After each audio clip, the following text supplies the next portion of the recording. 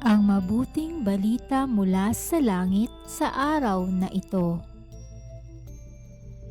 Mapalad ang nag-iingat sa kanyang pusong matapat ng salitang nagbubuhat sa poong Diyos ng liwanag, sa tiyagay aaning ganap.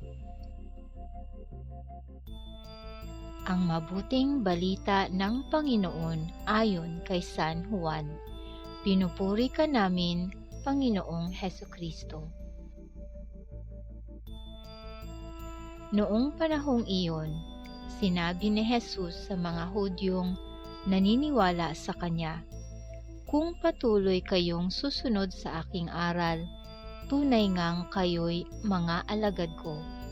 Makikilala ninyo ang katotohanan, at ang katotohanan ang magpapalaya sa inyo." Lahi kami ni Abraham, tugon nila, at kailanmay di kami naalipin ni numan. Paano mo masasabing palalayain kami?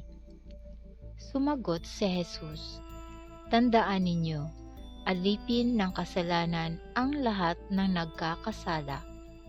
Ang alipin ay hindi kabilang sa sambahayan sa habang panahon, subalit ang anak ay kabilang magpakailanman.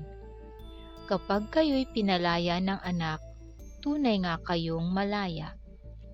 Nalalaman kong lahi kayo ni Abraham. Gayunmay pinagsisikapan ninyo akong patayin, sapagkat walang pitak sa inyong puso ang aral ko.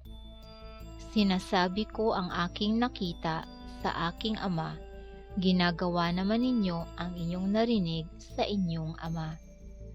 Sumagot sila, "Si Abraham ang aming ama."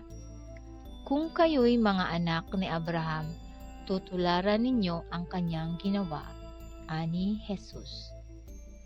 "Ngunit pinagsisikapan ninyo akong patayin, gayong sinasabi ko lamang ang katotohanang narinig ko sa Diyos. Hindi ganyan ang ginawa ni Abraham. Ang ginagawa ninyo'y tulad ng ginawa ng inyong ama." "Hindi kami mga anak sa labas," tugon nila. "Ang Diyos ang aming ama." Sinabi ni Jesus, "Kung talagang ang Diyos ang inyong ama, iibigin ninyo ako, sapagkat nagmula ako sa Diyos. Hindi ako naparito sa ganang sarili ko lamang, kundi sinugo niya ako." Ito ang mabuting balita ng ating kaligtasan. Papuri sa Diyos.